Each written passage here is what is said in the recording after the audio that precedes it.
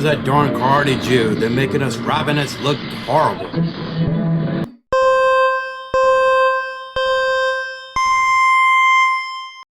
If you've enjoyed this program, please click like and subscribe.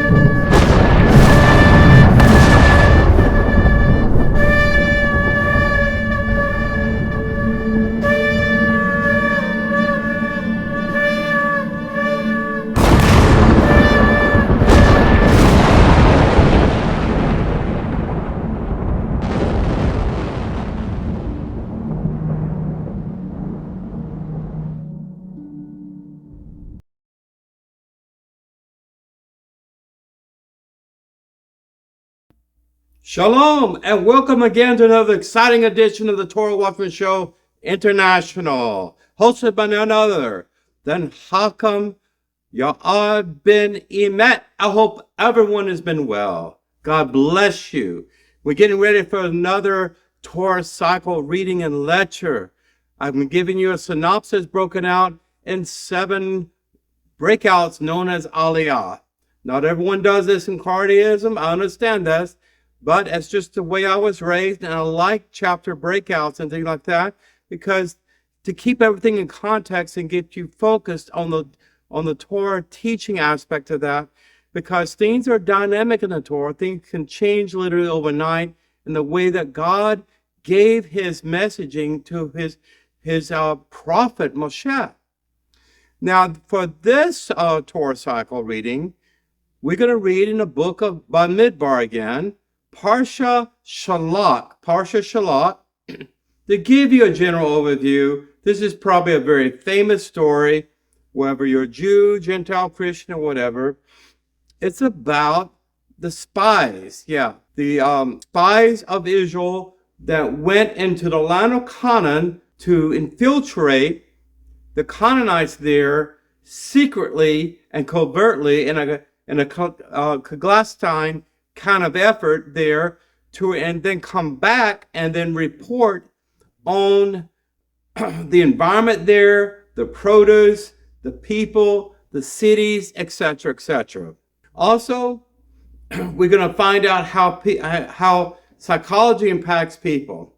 Negativity can set in very quickly if you are in a threat for life situation. Your adrenaline is up, your heart rate's up, and fear and flight and this kind of thing. We're going to talk about how negativity can lead to horrible situations in humanity. We can learn from this today and how we deal with each other in a dynamic, changing world, especially when the growth of anti-Semitism in the United States, in the country I reside today, it's close to Poland, I would say, in the 1930s. Yes, it is that bad. It is bad in some places in the United States as it is in Europe. And we talk about the horrors of anti-Semitism in London and France and Germany and other countries where you're ashamed even to wear your kippah, much less to look like this, But anyway, I don't care so much about other people's opinion. I care only about the opinion of Yehovah Elohim Emet. Let's get started. To finish this synopsis, a brief summary here, many of the Israelites rejected the information that Joshua and Caleb had come back and reported good news versus bad news. And we'll get into this in more detail. So there was punishments and admonishments that happened for that bad state of affairs. It reminds me a lot about the lack of faith that led to the golden calf incident and other things like this, okay? We're also going to talk about the Kohen priesthood, how certain sin sacrifices are offered and officiated in temple sacrifice. Namely, back then, 3,500 years ago, we're talking about the tabernacle and the Mishkan, where you have animal sacrifices on the ascension altar, the raised four-horn altar, as opposed to other minor altars, like getting close to Holy Holies, the fragrance altar. You have frankincense and myrrh and other things that they're different spices and things, to just make it a pleasant place for the holy to be there. Grain offerings and things of this nature, and how you add wine as a libation fluid, adding it to a dry substance like grain and things of that nature, and how that was so delightful to God in reception of that sacrifice for redemption. We're going to also talk about the holy mitzvah, a tzitzit, which is something that is directly in the Torah versus tefillin per se. Tefillin is a loose abstraction that was developed by the rabbinites in the Middle Ages, essentially. They looked at Hebrew words and operative words for symbolism and turned it into essentially black boxes you put on your head and put on your forearm and wrap it 7 bands and all this, like something I used to do, because during that time I thought oral tradition was the same as written tradition, and they're not. Tzitzit is actually, when you say Shema, it's mentioned predominantly over and over again, other than have God as a symbol between the frontlets of your eyes, and then have God as a symbol on your hand, which means that when people look at you, they see God. When you shake someone's hand in friendship, you can trust an honest business transaction because you have God upon your hand. Think about everything you can possibly do with your hand, including getting into fist fights or offering sacrifices before God, or bringing grain or something to your impoverished neighbor. Just think about this, okay? Your countenance as a Jew and as a person is very important, because how will anyone in the world know there's a God if you don't see the Torah living in you? Okay? So the first aliyah, if you want to follow along with me in your Bibles, your Tanakh, your Chumash, if you're Noahide, you may have an Old Testament sitting around there. I actually had a Jew in Uganda ask me, can I read the Old Testament? Because I don't have access to ArtScroll and other publications and Jewish Publication Society. They're poor. They don't have access. The missionaries are there. Roman Catholic missionaries are there. And that's how they learn English. Incidentally, I'm not going to go in a rabbit hole, but I'm saying you use what you have.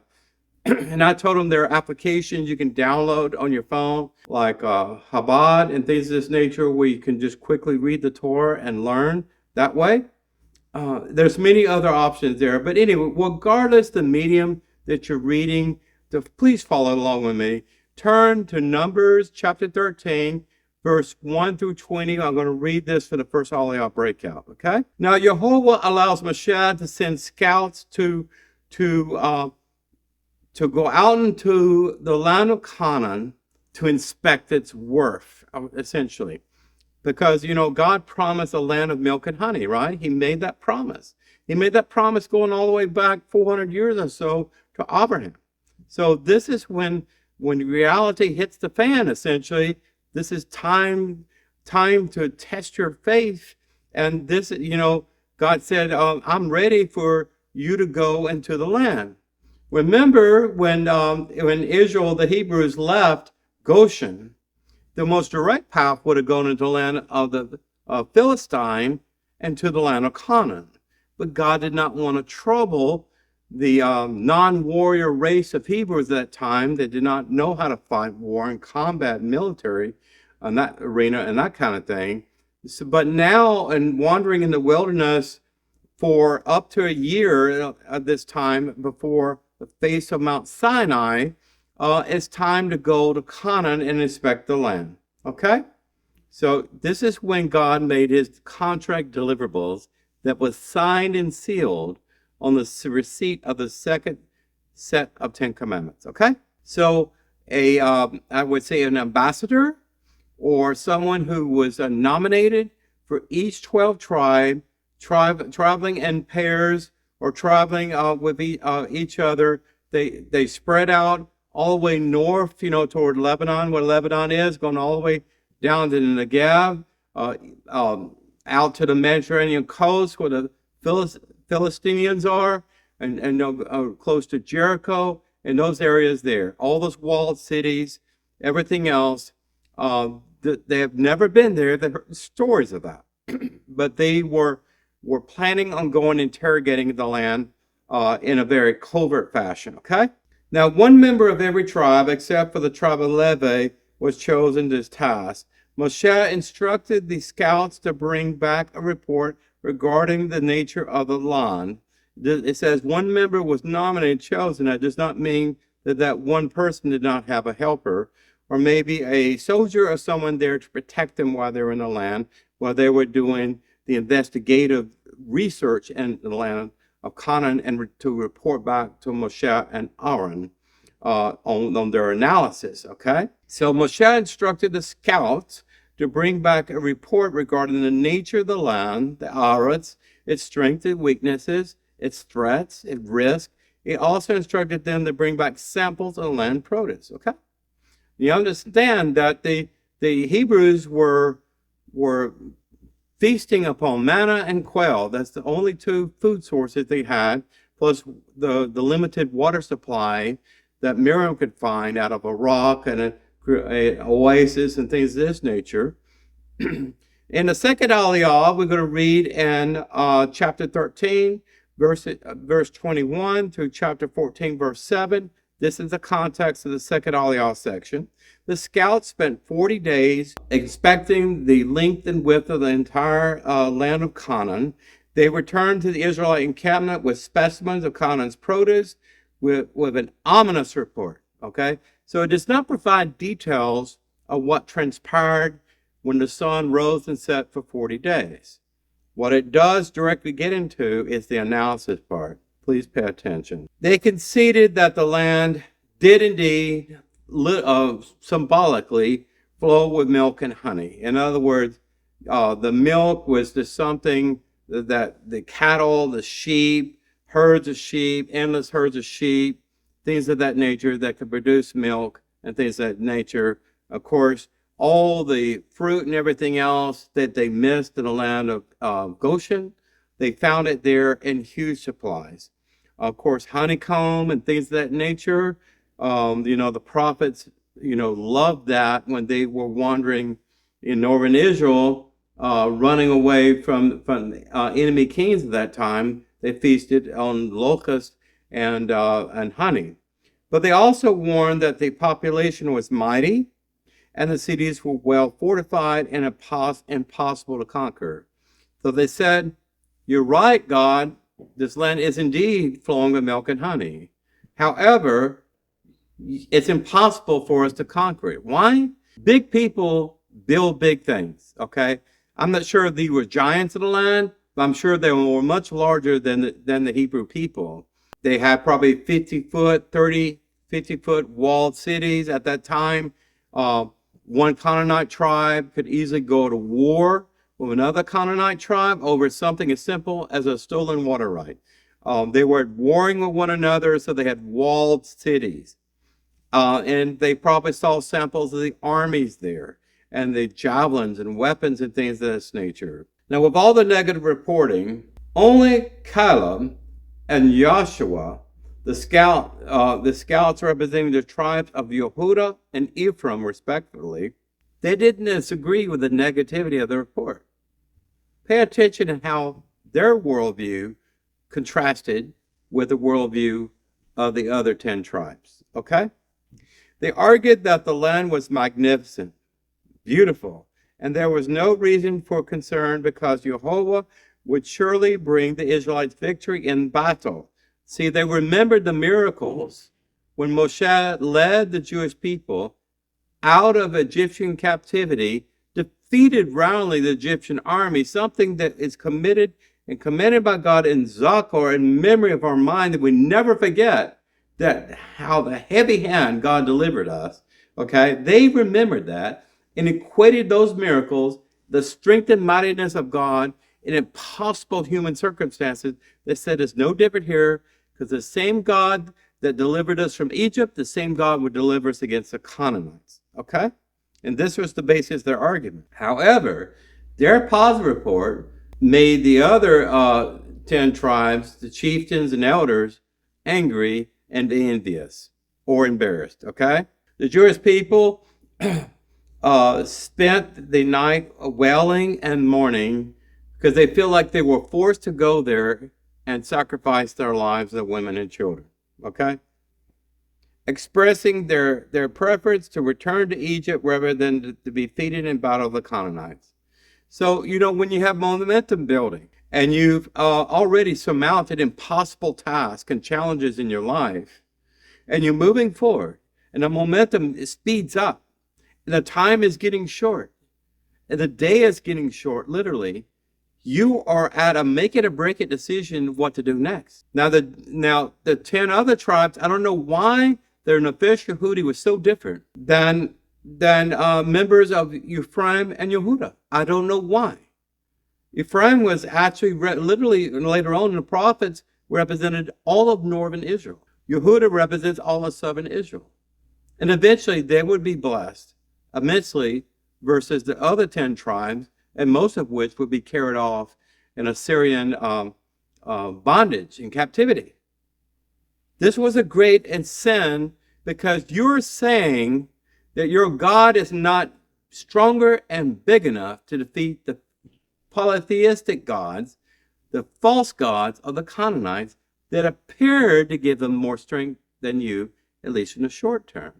When we make decisions, folks, we need to look at short-term risk and look at long-term risk.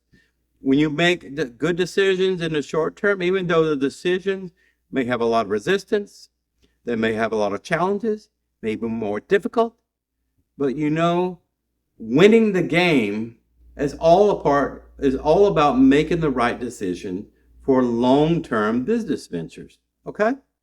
And this is simply what Joshua and Caleb was thinking about. They could see themselves living in these walled cities with no Canaanites, when they're all defeated with their families. Sitting on a throne of an old Canaanite king that was defeated, and instead of the Canaanites, and reaping in all the benefits of that because they trusted explicitly their Father God and all of these things. So you've heard this sad excuse all the time. It is better to die in Egypt than to die in the desert. We don't have enough food to eat. We don't have enough water to drink.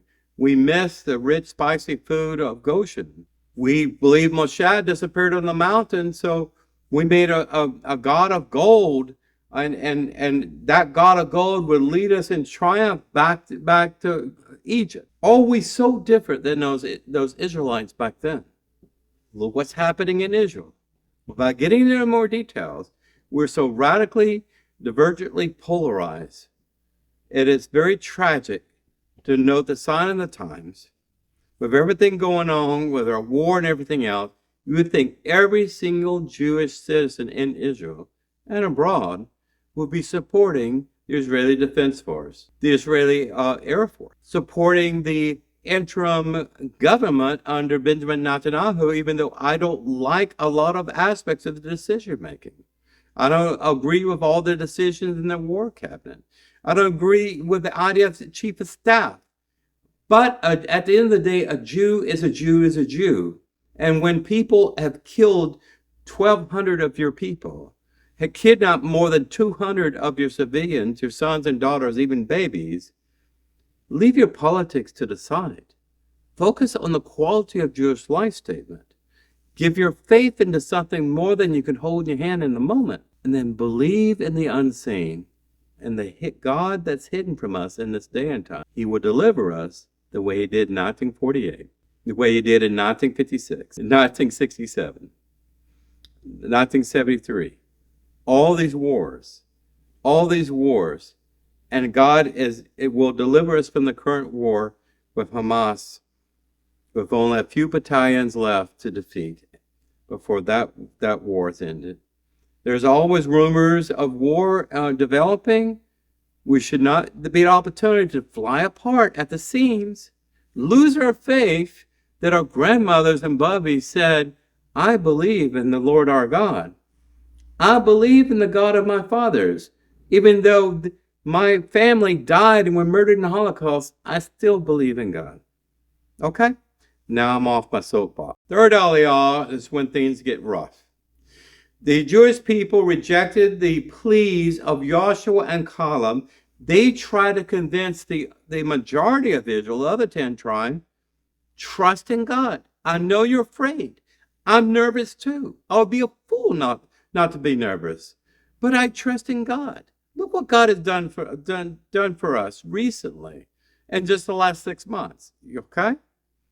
And they decided, but what the other 10 tribe leaders did, they wanted to stone them. Just like they wanted to stone Moshe. They wanted to back in Goshen when Moshe said, I'm here appointed by God. I'm going to lead you out of bondage, bitter bondage.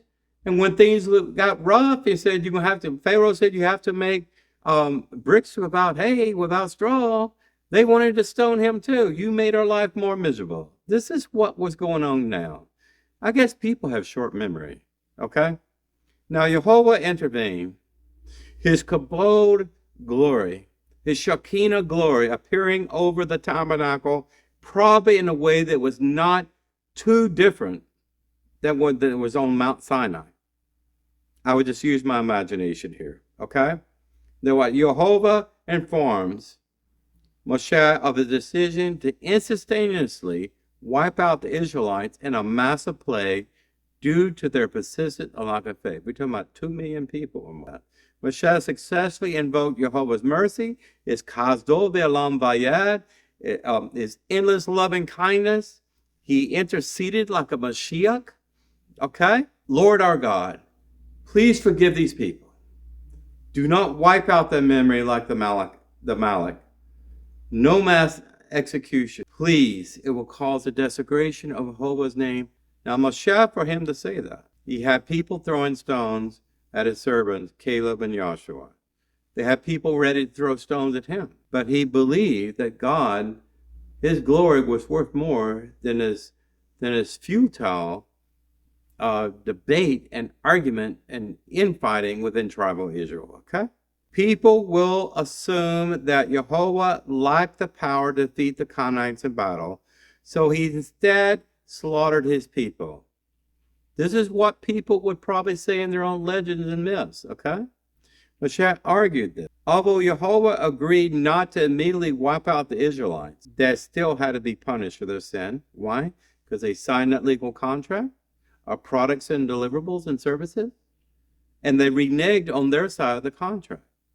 You had the signature of Jehovah Elohim, and you had the signature of tribal leaders and elders of Israel, and Moshe and Aaron and Miriam signed there too, that we signed in blood, literally, of intent that we will keep our promise, so help us God. So help you God. Okay? But what happened? The generation of that day that was willing to stone Caleb and stone Joshua, okay, that whole generation will pass back into the desert. They will wander in the wilderness for 40 years and die in the wilderness. And only the young people, the young generation, will survive that encounter in the wilderness and wandering in an endless circle, literally, with the mighty Mount Sinai in the distance. You can imagine that overlooking mountain, the highest mountain peak in that whole area. They probably saw Mount Sinai where they were wandering. And fourth Aliyah, chapter 14, verse 26 through chapter 15, verse 7, the details of the punishment are now revealed. The Israelites were wandering in the desert for 40 years. During that time, all the males, doesn't say women, over the age of 20, with the exception of Joshua and Caleb, would perish. Not the young people, not the minors, okay, that was contributing to all the ruckus when Caleb and Joshua came back with a positive report and stood their ground for their reporting. The next generation will enter the promised land. The 10 scouts who brought back the frightful report, they died immediately, probably from a plague. When the Jews were informed of Jehovah's decision, they lamented and grieved. A group of people awoke the next day and decided to go alone, the go alone approach. You hear about that? And entered the land that was not sanctioned by Jehovah. In other words, it's not by strength, it's not by might that you can conquer anything. It's by the Spirit of the living God that we can obtain victory. The group is immediately cut down and massacred among the Amalekites and the Canaanites because the Spirit of the Lord was not with them. They did not take an Ark of the Covenant. They received the blessings of the Levitical priesthood. The Jews were told that upon entering the land, an individual who pledges to bring a sacrifice must also bring an accompaniment consisting of wine libation and a flour offering mixed with olive oil. Yes, we're in another section. This is how the fourth aliyah wraps up and conjoins the next aliyah. We're talking about how certain pledges or vows before God, how that would be treated. Chapter 15, verse 8 through 16. This sidra continues with the rules of sacrifice of compliments, accessories, embellishments, and things that you would add to a typical sacrifice, dwelling the quantities of wine, flour, and oil, virgin olive oil, brought with various species of livestock, So in the sixth aliyah, chapter 15, verse 17 through 26 verses, the mitzvah of challah is contained in this section. When one needs dough, a portion must be taken and given to the priest. If the Sanhedrin Rabbinical Supreme Court, I'm reading from Chabad, their English translation here, please excuse me, erroneously permits an act of adultery and the community acts upon this permission, the Sanhedrin must bring a special sin offering detailed in this sidra. The word challah is not actually found in the Torah. However, this tradition began in southern Germany during the Middle Ages and was accepted eventually as a tradition for Sabbath.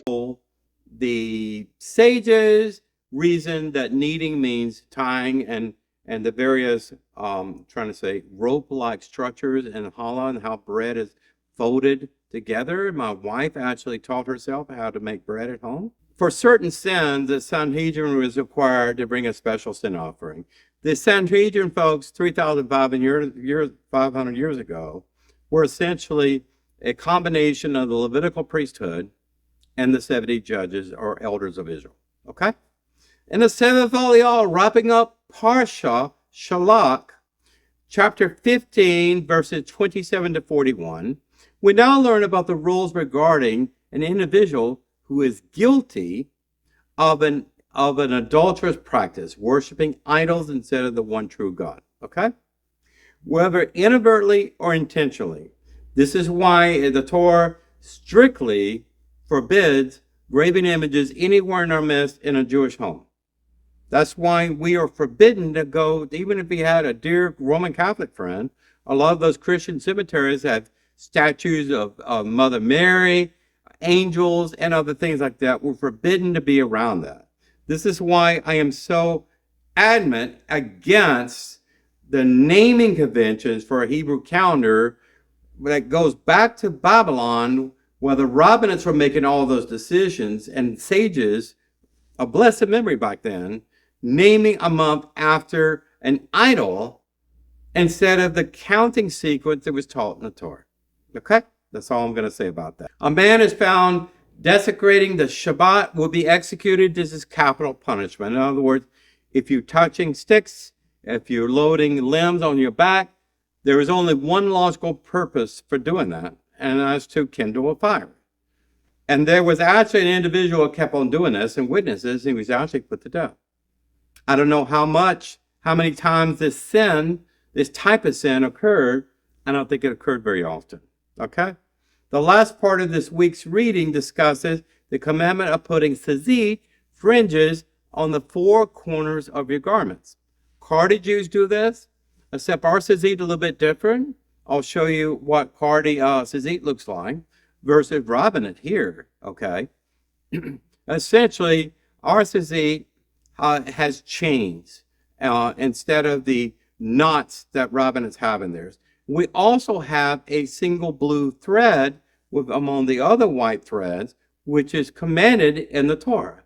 Rabbinites stopped doing that because 2,000 years ago, they lost track of the type of blue color that was used by Jews during that time that was sequestered from a sea urchin or some sort of snail whose blood was actually blue. I'm sorry, there were not a lot of sea urchins in the desert 3,500 years ago. And as far as the idea of blue color, it came from something else. We're not sure what. But blue is the sky. Blue is the ocean. The whole aspect of this is different between Chaldean Jews and Rabbinites, but we keep the mitzvah together, whether they're white, black, white and blue. They come in different colors among different Jews. They're all beautifully sweet. And it indicates that we're keeping the Torah and keeping the Holy Commandment. Okay? Again, when you say your Shema, and the whole thing there is you kiss your tzitzit. When you mention that word, tzitzit is mentioned over and over again. Tefillin is not mentioned any when you say your Shema in that prayer. In these sections here, okay? Like in Davarim, okay? So when you look at the fringes, you remember Zakar, all the Holy Commandments, the 613 mitzvot, and you refrain from following temptations after the heart. I wear tzitzit. I don't openly wear them from my government employees and things of what I do in my job. I usually wear a smaller kippah than my Egyptian hat here that I wear in pride for members of Jews that were actually in Egypt for about 1,000 years. That's why I have that, to honor you, Chaldean Jews, if you're paying attention to me.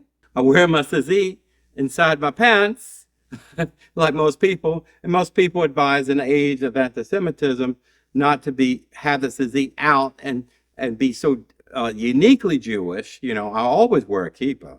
I always have my sideburns uncut and my beard and everything else. And people know that I'm Jewish by my visual characteristics. But anyway, I'll have Torah. I'm going to read a few verses for you. It's in Joshua chapter 2, verses 1 through 24. Without reading the whole thing, this is, I'm going to, from verse 9 to verse 13, this is a wonderful, sweet story. I was sharing with my wife just a while ago when I was putting together my transcript for this lecture for Shelach. This is time when Joshua was actually leading the 12 tribes of Israel to go to Canaan after Moshe passed away. And you read about this at the very end of Davarim. But anyway, what happened is that Jericho was a very predominant city, a very high-walled city of Canaanite warriors that were just giants of men. And that's the first city that was like a citadel at the, just crossing the Jordan River there that they saw they had to go through there. But what Joshua and Caleb did, they did what they did before, and they're the only ones that, as adults, and no telling how old they were at that time, 40 years later, in the book of Joshua. I'm jumping to the Tanakh now, okay? They went into a city of Jericho, covertly, and they met a lady by the name of Rahab, okay? She lived with her family. I think she was a widow. I'm not sure. I'm not sure what she did for a job or whatever. What's fascinating is that she said, I come here, the king is looking for you. I think they saw you coming in. You can hide within my enclosure here, my basement or attic, I don't know which. She said, hey, I'm the only reason I'm breaking the king's command and putting my life at risk of being killed is because I fear the God that brought you out of the land of Egypt. I heard about all of this. Everyone's afraid of Israel. Afraid of these Hebrew slaves. I am more afraid of the God of Israel than the king of Jericho. And because of this reason, the kings of the Amorites, along Jordan, Sihon and Og, we heard you destroyed them. We heard you destroyed the Midianites, the Moabites. Could not have been done through just regular strength and might, but through the Spirit of the living God. And she actually says this, she actually says, Yehovah, Elohim. Elohim is the God of heaven and earth, and none other. And you have the faith of a Canaanite polytheistic woman versus the lack of faith of 10 tribes that ended up dying in the wilderness because they did not believe the positive report of Joshua and Yaakov and Caleb, okay? But what happened is that she let them out secretly at night. She made them swear a promise and vow to them that they, when they take the city of Jericho, you would save her and her family. Not only did God remember her faith promise she made to the Jews there, and her testimony, much like Ruth, the Moabite woman, she was actually, her soul was reconfigured at that time to be tribal Israel, to be a Jew. This is another testimony, folks, about Jewish conversion that's spontaneous through a declaration of intent that I believe in the God of Israel and no other God. I will befriend I will befriend the Jews even though I'm a Gentile. Even though I was raised in serving other gods, I will burn all my idols away and tear up all my contracts I signed with all these heathens, and I will trust and bow my face on the ground and serve only the Lord God who gave Moshe for the 5 books of the Torah. Folks, rabbinates make it so difficult to convert any Jew. They made it difficult, impossible for the converted Jews under huge amounts of anti-Semitism in the 1960s, around 64, 67, in Egypt, when the Egyptian government radicalized and went against the converted Jews that were working in their business network for hundreds of years, and they refused to give them aliyah to Israel because of the Jewish mother thing. If it wasn't for a conservative chief rabbi convincing the other rabbinates there to let them in, they would have not been in Israel today, the land I love, and Ashdod, and Beersheba, and Jerusalem, and other places like this. Just think about what I'm saying here. Anyway, this is Hakam Ya'ar ben-Emmett for ending another Torah lecture, Parashat Shelach. I'm wishing you well. Shalom Aleichem. Remember my motto: share the knowledge and wealth and love and truth. Everyone will inherit it. You be that truth that they resisted, expect them to be resisted. I am the lighthouse on the hill that will not be hidden. I'm the white elephant in the room. I'm not politically correct, and I'm certainly not woke. I will stand my ground in the Emmett truth if it requires me sacrifice my life like I already told. Okay? And I will run as a member of Knesset when I move my family to Israel within 6 years, if the Mashiach doesn't come first. And we pray for the Mashiach, right? Well, take care. Hakam Ya'ar ben-Emmett signing out until next time. Yisai il harim meyayin yavo Azri